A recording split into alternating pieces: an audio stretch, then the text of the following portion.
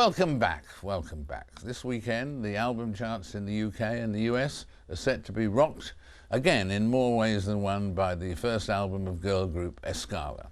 It may not surprise you to know that this girl band is from the stable of the music entrepreneur Simon Cowell. However, when you see them in action, you'll see what's very different about them.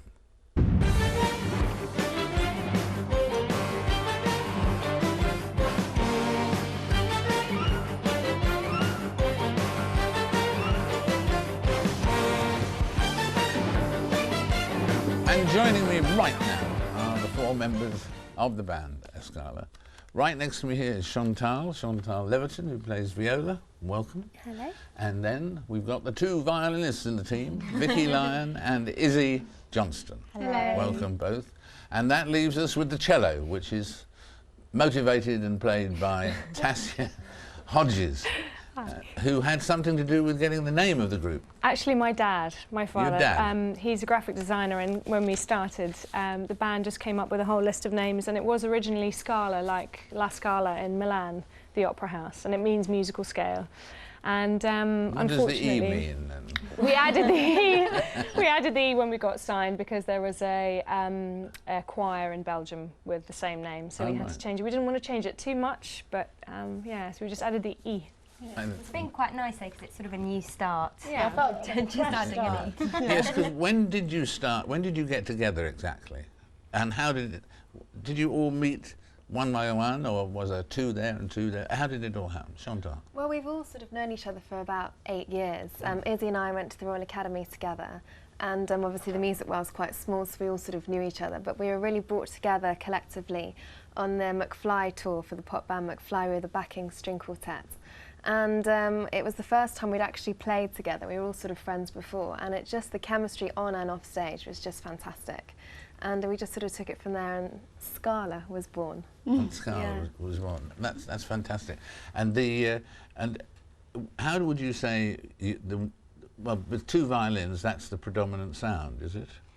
Well, the thing about us is that because, well, there's four of us, and I think the main thing is that we all have an equal voice in the parts, so that, the tune is often spread kind of throughout the four of us, so we all get, you know, a go at the main tunes, otherwise it gets a bit boring for the bass, who always just gets the bass line. So, yeah. Izzy, you've got a very musical family, haven't you? Yeah, I do. Tons of them. Yeah, lots of them. My parents run a music school in my hometown, and my three older brothers are all musicians. My brother Guy won the Young Musician of the Year in 2000. And Magnus is a chamber musician, so full of musicians. And I think for me, what was lovely about Escala is that I've sort of been able to follow a niche and not have to follow my brothers strictly in the classical world, but have my own sort of, you know, my own thing. Right. And Yehudi Menuhin was part of your background, wasn't it? Yes, I went to, when I was 11, I went to the Yehudi Menuhin School, which is a school in Surrey, in England, just outside London, and I was there for 4 or 5 years. And yeah, that was amazing. It's a wonderful school. Did you meet him? Yes, he used to come. He wasn't there every day, but he used to come and give chamber music coachings and lessons, and he's a really, really lovely man. And he was a great man. He was greatly missed. Yeah, greatly missed, yeah. How did you choose viola then? Well, my violin teacher was essentially a viola player, and I've always been quite tall and long-limbed, and he sort of said, have you ever thought about playing the viola? And I hadn't really contemplated it, but as soon as I picked it up, I absolutely fell in love with the sort of mellow sound, and I liked being in the middle of a string quartet and providing the harmonies. And well, you had this fantastic background with classical training and all of that. When did pop come into your lives? How did pop come into your lives? Well, for me, it kind of came after college. You know, as a musician, you're kind of doing your own freelance work, as you know, when you're at college, and so there's a lot of different types of music that I play. And I was in the Royal Philharmonic Orchestra, and then the next day I'd be backing some band. You know, so it's such different avenues that I think a lot of, and also in the orchestra, I was also playing for artists. So it's just different avenues. But I think for Chantal and Izzy, because they were in the band Wild before Escala, so I think for you two it's been a bit you know, longer, Yeah. hasn't Longer it? transitional Yeah. periods. Yeah. Yeah, and I think personally growing up I loved dancing and acting and also playing the violin, so for me this is like the perfect combination of... So when was the first time you actually performed together and performed popular music together?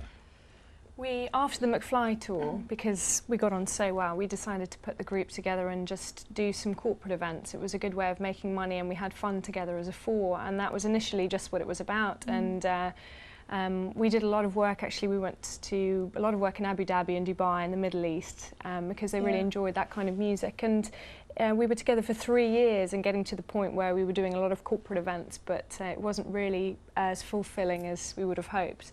And then the opportunity came to do the show, which we thought was a great way of sort of showcasing our group So when did the general public. Simon Cowell come into your lives? This time last year. Yeah. Just when it came to the show? So when we performed You had to sign on to say that you'd go with him and he signed you on afterwards? Yeah, and what's been lovely is that he's sort of always had an interest in our kind of music, so it's, you know, it's been lovely to be able to, for him I think as well, to do something other than a vocal group and to be an instrumental band. So. Does he have a hand in choosing the songs you do? Or do you Absolutely. just... Yeah. He's really creatively involved, which was a really nice surprise because you might not expect it. Obviously because he's so busy, but we obviously had a list of tracks that we'd always wanted to perform and didn't have the finances at the time. So he said, bring along your list and I'll make one along with a few other people. And we put the list together and there were so many parallels. And it was really, really refreshing to know that you're on the same page creatively with the label, because I think that's quite unusual. Absolutely. So what are the ambitions now then? I mean, you've done Britain's Got Talent and so on. I think Suppose you world could domination.